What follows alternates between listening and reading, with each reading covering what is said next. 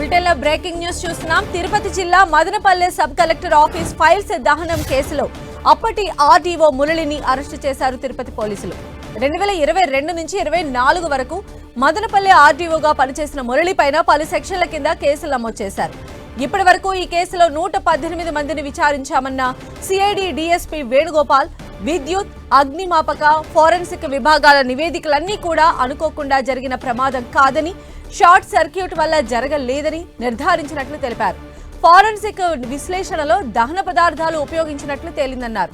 గత ఏడాది July 21న Madanapalle sub collector ఆఫీసులో ఈ ఘటన జరగ్గా కుట్రపూరితంగానే ప్రభుత్వ ఫైల్స్ దహనం చేశారని కేసు నమోదు చేశారు పోలీసులు. తాజాగా ఈ కేసులో అప్పటి ఆర్డీఓ మురళిని అరెస్టు చేశారు పోలీసులు. మరిన్ని అప్డేట్స్ మా ప్రతినిధి మురళి అందిస్తారు. మురళి, సుమిత్ర, అంటే ఇవాళ తెల్లవారుజామునే పూర్వపు ఆర్డీఓ మురళిని తిరుపతిలో సిటీ పోలీసులు అదుపులో తీసుకోవడం జరిగింది. మనకు తెలుసు, గత ఏడాది జూలై నెలలో మదనపల్లి సబ్ కలెక్టర్ కార్యాలయంలో ప్రభుత్వ ఫైల్స్ దగ్ధమయ్యాయి.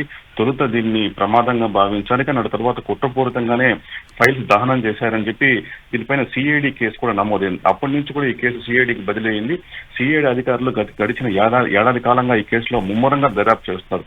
ఇప్పటి వరకు ఈవేళ అంటే తిరుపతిలో ఆ టైంలో ఆర్డీఓగా పనిచేసిన మురళిని ఇవాళ తిరుపతిలో సిఐడి పోలీసులు అదుపులో తీసుకున్నారు. ఆయన నిజానికి మధ్యంతర బెయిల్ కోసం సుప్రీంకోర్టుకు వెళ్లారు. అక్కడ దాన్ని రద్దు చేయడంతో ఒక్కసారిగా సిఐడి తిరుపతిలో ఆయన అదుపులో తీసుకుని ఇప్పటి వరకు ఈ కేసులో నలుగురిని సిఐడి అదుపులో తీసుకునింది. అప్పుడు ఎవరైతే సీనియర్ అసిస్టెంట్ గా ఉన్న గౌతమ్ తేజ, అట్లాగే A2గా మాజీ ఆర్డీఓ మురళి, ఇంకా మదనపల్లికి చెందిన మాధవ్ రెడ్డి, అట్లాగే ముని తుకారం, ఈ నలుగురిపై కూడా ఇప్పటికే కేసును అరెస్ట్ చేయడం జరిగింది. ఇందులో అంటే అప్పుడు కేవలం కొంత ఫోరెన్సిక్ విశ్లేషణలో కూడా ఇది కేవలం ప్రమాదం కాదని, ఒక దహనానికి సంబంధించిన పదార్థాలు లభించడంతోనే ఈ కేసు మరింత స్ట్రాంగ్ గా తయారైంది. అయితే ఆర్డీఓగా ఉన్న మురళి సుమారు ఆయన మదనపల్లి ఆర్డీఓగా ఉన్నప్పుడు దాదాపు 48,000 ఎకరాల్లో సుమారు 22,000 ఎకరాలను అక్రమంగా ఫ్రీ హోల్డ్ చేశారు. ఒక రకంగా ఆయన అప్పటి మంత్రి పెద్దిరెడ్డి రామచంద్రారెడ్డికి మేలు చేశారు.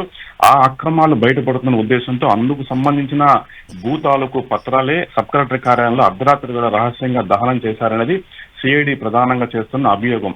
ఈ కేసు దాదాపు ఏడాదికి పైగా కూడా కొనసాగుతుంది. ఇవాళ మురళి అదుపులో తీసుకుంటే అదొక కీలక మార్పుగా భావించాల్సి ఉంటుంది. అయితే ఈ కేసులో ఇంకా కూడా A3, A4గా ఉన్న మాధవ్ రెడ్డి, ముని తుకారం కూడా వాళ్ళు విదేశాల్లో ఉన్నారు. వారిపైన ఇప్పటికే లుకౌట్ నోటీస్ కూడా జారీ చేయింది. ఇవాళ స్వయంగా సిఐడి డీఎస్పీ వేణుగోపాల్ మీడియాతో మాట్లాడారు.